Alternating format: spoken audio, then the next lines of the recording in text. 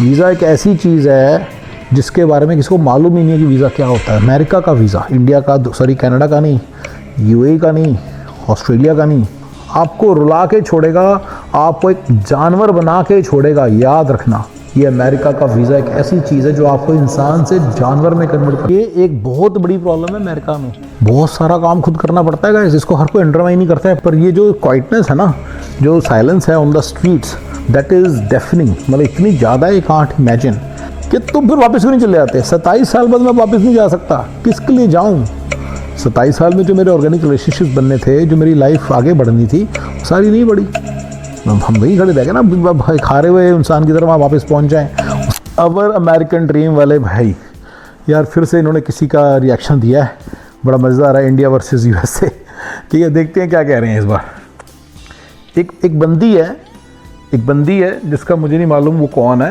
वो कह रहा है, बेसिकली बड़े बड़े तौर पे बंदी कह रही है, अगर एक बंदा अमेरिका से आपके लिए रिश्ता आता है तो you should run for your life, रात उससे शादी मत करना, ये इश्यूज़ हैं वो इश्यूज़ हैं, एंड टोटली फाइन। और वो लड़की ये कह रही है, ये अवर अमेरिकन ड्रीम वाला भाई जो है ये उसका रिएक्शन दे रहा है, और मैं अब इन दोनों का रिएक्शन दूंगा। ठीक है, लड़की का सुनो पहले। अगर तुमको कोई बोल रहा है लड़का अमेरिका का है, वेल सेटल्ड है, शादी कर लो, बिल्कुल रिजेक्ट कर दो उस रिश्ते को, क्योंकि वो बहुत अनसेटल्ड है और वो तुमको भी अनसेटल कर देगा। तुम यहाँ पर आने के बाद ना सबके साथ एडजस्ट करोगी, जॉब के साथ, वीजा के साथ, ड्राइवर लाइसेंस के साथ, पैसों के साथ, वेदर के साथ, और इनफैक्ट दोस्तों के भी साथ। नई जगह पे जाएंगे तो थोड़ा सा तो स्ट्रगल हुआ ही ना पहली बार में। जॉब के साथ थोड़ी सी स्ट्रगल होगी। ड्राइविंग लाइसेंस बनवा लो पूरी। कितने इंडियन ड्राइविंग करते हैं। Weather, oh I can see you are in Texas. ये बैकएंड देख के I can tell you you are in Texas. तो अगर टेक्सास में वेदर खराब है, इसका मतलब ये नहीं कि पूरे अमेरिका में वेदर खराब है। बहुत सारी स्टेट्स हैं जहाँ पे वेदर बहुत अच्छा है।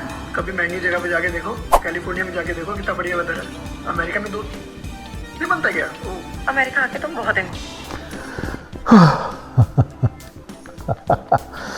वेदर, ठीक है, ये बिल्कुल सही, इसमें बंदा बिल्कुल सही कह रहा है। फैक्चुअली यही है कि अमेरिका में सब जगह अलग अलग वेदर है। अमेरिका बहुत बड़ा कॉन्टिनेंट है। इंडिया में ही कितना वेदर डिफरेंस है।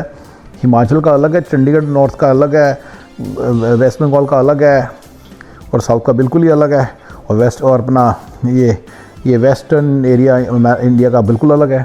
तो इस अमेरिका तो 3 गुना बड़ा है। 4 तो टाइम जोन्स हैं, 7-8 टाइम जोन है वैसे अमेरिका में, जस्ट लेटिंग यू नो। बहुत सारे टाइम जोन्स हैं, लेकिन 4 मेन टाइम जोन्स हैं, राइट।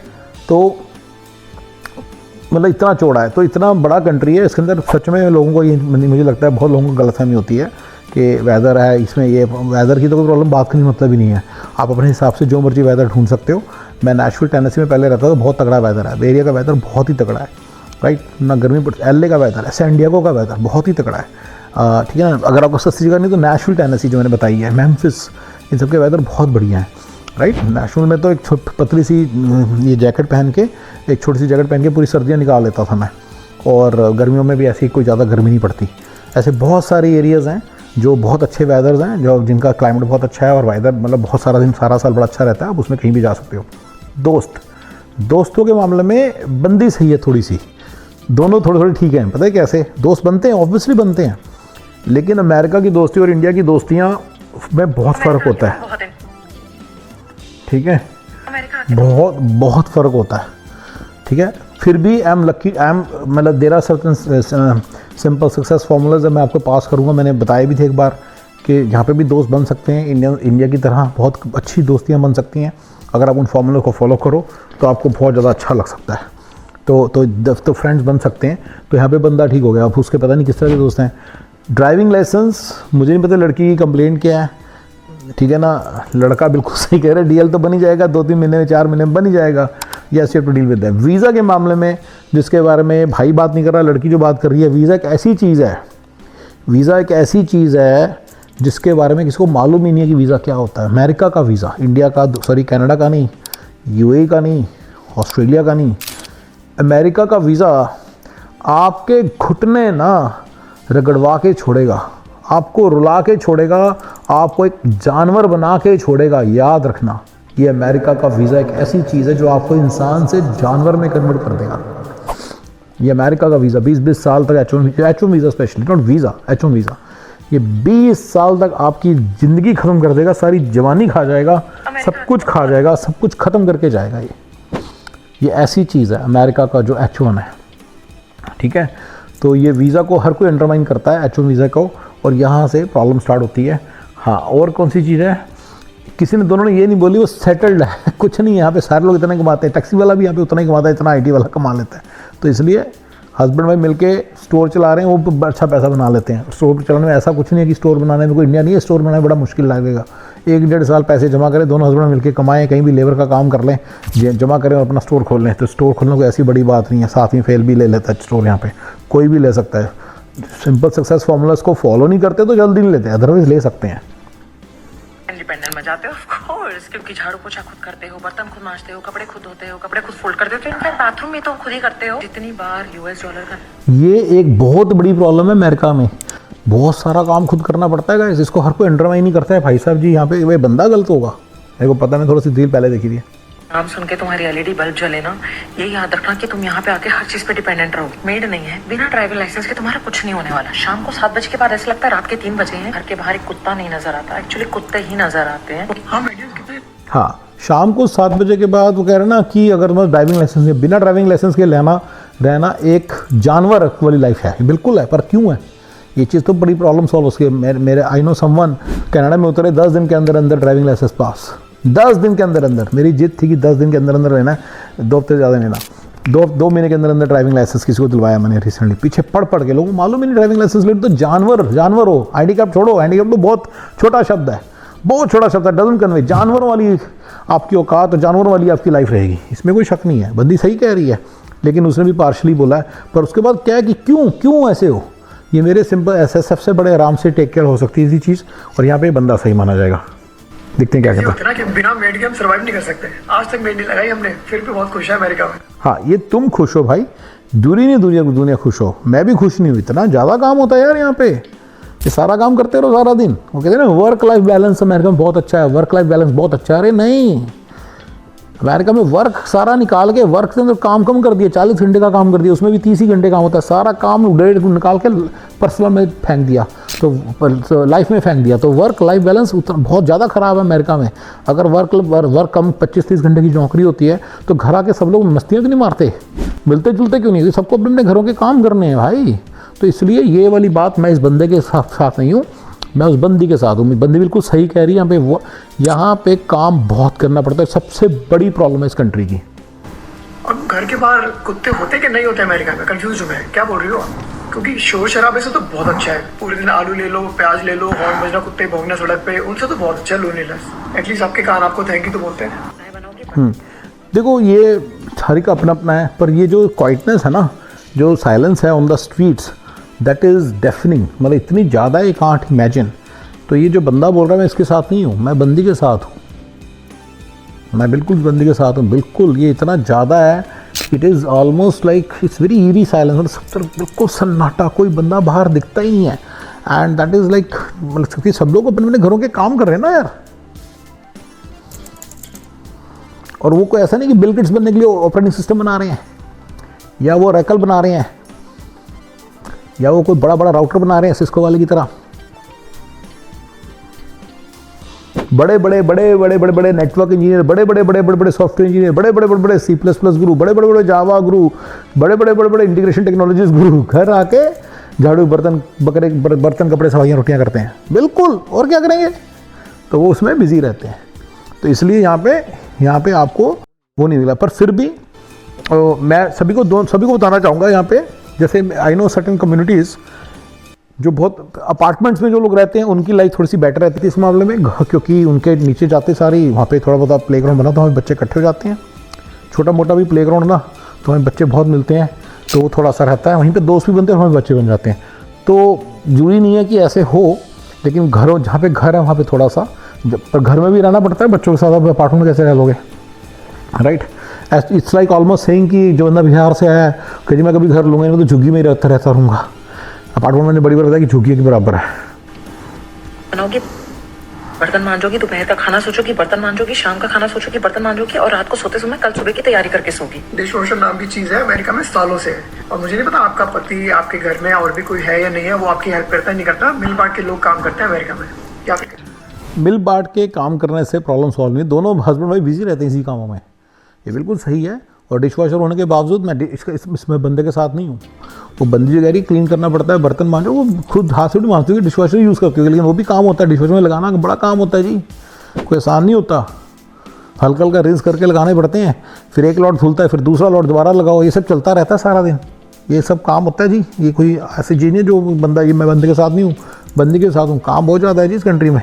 आपको पता है ऐसा तो नहीं कि वो मेल ईगो है, मैं नहीं करूँगा सारा काम, औरत ही करेगी। तुमसे जवाब नहीं मांगा। देखो मेल ईगो हो चाहे ना हो, मैं इस बंदे के साथ नहीं हूँ इस मामले में, बंदी के साथ हूँ। काम तो काम है ना, चाहे मेल करे चाहे ना करे, वो तो एक अलग पॉइंट हो गया ना, वो तो एक अलग ही एस्पेक्ट हो गया ना लाइफ का, लेकिन काम तो है ना यार।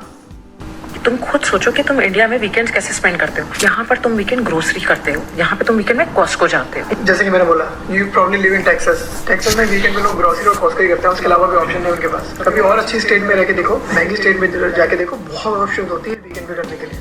इन सब ये एक फ्रेज यूज़ करा है महंगी स्टेट। यहाँ पे ऐसा मेरे को नहीं लगता ऐसा कुछ सोचना चाहिए कि कैलिफोर्निया महंगा है इसलिए वहाँ यहाँ पे अच्छा है वेदर। आई डोंट थिंक ऐसा कुछ है।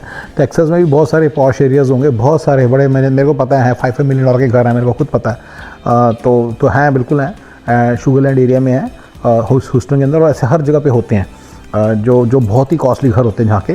तो मैं नहीं मानता कि ये ऐसे ही फंडा ऐसे है। और फिर उनके प्रॉपर्टी टैक्सेस इतने ज़्यादा होते हैं, अगर बोलेंगे ग्रॉसरी वहाँ पे सस्ती तो कुछ नहीं होता, बस घर ही मेन होता है, बाकी तो सब सिमिलर सा ही प्राइस होता है, बाकी नहीं तरह की फ़र्क है मेरे हिसाब से। तो और थोड़ा सा गैस का प्राइस का फ़र्क होगा ना, 200-300 का फ़र्क होता है। इसके अगर महंगे का इसका ये थोड़ी कि मतलब ख़त्म ही हो जाओगे आप। और इन जनरल कहीं पे भी, अमेरिका में भी, कैलिफोर्निया में भी महंगा मत सोचो। मैंने बहुत सारे वीडियोस बनाए हैं कि 19-21 के बीच में लाइफ रहेगी। इवन ड्राइवर जो पैसे कमा रहा है, प्लम्बर जो पैसे कमा रहा है कैलिफोर्निया में, आपके बंदे कैलिफोर्निया छोड़ के चले जाते हैं, महंगा कितना क्या महंगा है। घर महंगे हैं, पर घर महंगे। तो कैलिफोर्निया में और भी बहुत सारी जगह हैं जहाँ पे घर थोड़े सस्ते होते हैं। इवन बेरिया में भी जगह हैं जहाँ पे जैसे सैन रोमो है, वहाँ पे सस्ते हैं घर। अभी कोई और एरिया डेवलप हो रहा होगा, जब बेरिया घर बने तो सैक्रामेंटो आ जाओ। तो ऐसे नहीं है कि, लेकिन इन जनरल हाँ बेरिया के घर थोड़े महंगे हैं, बट इन जनरल है, लेकिन बड़े तौर पे बाकी सब कुछ सेम ही है। सर्वाइवल मोड के बाद तुम लोगों से ये सुनोगी, वाह वाह अमेरिका में लाइफ सेट है, इतना लोनलीनेस और डिप्रेशन है, बाय गॉड। अगर तुमको ऑलरेडी एंजाइटी की प्रॉब्लम है तो यहाँ मत आना। नहीं, बिल्कुल सही कह रही है बंदी, बिल्कुल सही है। जब सेटल होने के बाद, मैं भी उसी चैनल उसी बारे में ना ज़्यादा, सेटल होने के बाद क्या इशूज़ आते हैं, ग्रीन कार्ड सिटीजनशिप आने के बाद क्या इशूज़ आते हैं। मैं 10 साल से 11 हो गए, अब तो 12 हो गए, 12 साल से सिटीजन बता रहा हूँ मैं आपको। Life is not sorted yet. कुछ इशूज़ हैं बहुत बड़े इस कंट्री के अंदर, और मुझे बड़ी बाद में रियलाइज़ हुआ। तो वही मैं चीज़ बता रहा हूँ। तो वो है, बिल्कुल है, पंगे हैं, और इंडिया में वो सब पंगे नहीं होते। तो ये स्ट्रेस आउट होना, लोनलीनेस होना, डिप्रेशन होना, ये बड़ा कॉमन है जी यहाँ पे, और बहुत बड़ा पंगे पड़ती हैं यहाँ पे इस तरह के। अमेरिका में रहती हो और कभी वापस नहीं गए, tells me otherwise. There must be something very good in America कि NRIs आते हैं, लंबी लाइन लगाते हैं कॉन्सुलेट्स के पास, प्रार्थना करते हैं भगवान से वीज़ा लग जाए हमारा। इनमें मंदिर बने हुए हैं इंडिया में मंदिर बने हुए हैं भाई, बट तुम उसका पॉइंट समझो। तो मैं तो खुद बोलता हूँ लेबर क्लास के लिए बहुत अच्छा कंट्री है। जो बंदा रिक्शा चलाता है यहाँ आए, जो बंदा इंडिया में प्लम्बर उसको कौन पूछता है, यहाँ आए। इलेक्ट्रीशियन उसे कौन पूछता है, यहाँ आए। झाड़ू पोछा करता है इंडिया में जो मेड्स हैं, यहाँ आए। उनको तो हिम्मत करके आ ही जाना चाहिए यहाँ पे, राइट। तो वो फिर वही बहुत सारे हैं, वो मुझे लगता है 70 करोड़ वही होंगे, वही लाइन लगा के बैठे होंगे। जो बंदे अच्छे घरों से, मिडिल क्लास प्लस और अपर क्लास से, वो आते हैं तो बड़ा दुख होता है। हाँ, एंड सो इसके मुझे बात लॉजिकली लगती है, क्योंकि ही शुड टेल कि वो तो आएंगे, वो तो उसी से लाइन लगी हुई हैं। थोड़े से वो वाले सब तरह के आते हैं लोग वैसे तो, लेकिन कहने का मतलब कि वो उसके this is not, there is no logic in this basically. मतलब लाइनें लगी उनसे क्या हो गया, ग्रीन कार्ड लग जाए। This tells me something. ये कह रहे कि देयर मस्ट बी समथिंग। वो समथिंग क्या है मुझे बताओ। यहाँ पे इस बंदे को बताना चाहिए था कि समथिंग क्या है, अच्छा क्या है यहाँ पे, समथिंग अच्छा क्या है। वो तो बता नहीं रहा है बंदा, बताए ना कि समथिंग अच्छी चीज़ ये है। और अगर इतनी प्रॉब्लम है तो वापस जाओ। अपनी जिंदगी के इतने वैल्यूएबल टाइम क्यों यहाँ पे अमेरिका में सड़ा रही हो, खराब कर रही हो। जाओ ही नहीं, ये बात तो सबको पता है। तरीके से बोलता है। इंटरनेट पे ज्ञान देते हैं, जाता हुआ कोई नहीं है। अगर आप इंडिया वापस चली गई ना परमानेंटली, मुझे बताना कमेंट में, मैं ये वीडियो डिलीट कर दूंगा। पर अगर नहीं गई तो प्लीज लोगों को इंटरनेट पे मिसगाइड मत करो। देखो भाई, ये ना, ये बहुत ही कॉमन लॉजिक है कि तुम फिर वापस क्यों नहीं चले जाते। 27 साल बाद मैं वापस नहीं जा सकता, किसके लिए जाऊं। 27 साल में जो मेरे ऑर्गेनिक रिलेशनशिप्स बनने थे, जो मेरी लाइफ आगे बढ़नी थी, वो सारी नहीं बढ़ी। हम वहीं खड़े रह गए ना, खारे हुए इंसान की तरह वहाँ वापस पहुँच जाएँ, उसका कोई फ़ायदा नजर है। मैंने वीडियोज़ में एक्सप्लेन करने की कोशिश की थी, why don't move back to US India, क्योंकि लोगों का यही क्वेश्चन उठता है। तो मैंने वो तो ये तो इस बंदे की बात में मुझे लॉजिक नज़र नहीं आता कि तुम जा क्यों नहीं रहे वापस फिर। अगर मैं एक ऑब्जेक्टिवली बता रहा हूँ कि सुनील गावस्कर अच्छा खेलता है, अच्छा नहीं खेल रहा है, उसने अच्छा शॉट नहीं खेला, इसको थोड़ी मुझे कहो कि तुम अच्छा खेल के दिखाओ। I don't think so.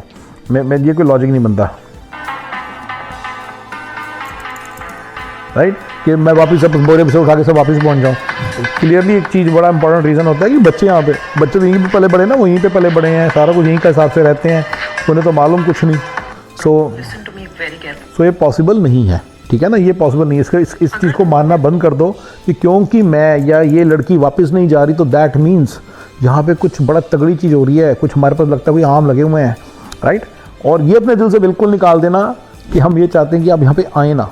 ये भी होता है, लोगों को लगता है कि ये चाहता है मैं ना पहुँचूँ, जैसे कि हमारे चाहने ना चाहने से आप इस धरती पे कदम ही नहीं रख सकोगे, राइट। तो ये अपने दिमाग से निकाल दो, ये लॉजिक अपने दिमाग से निकाल दो।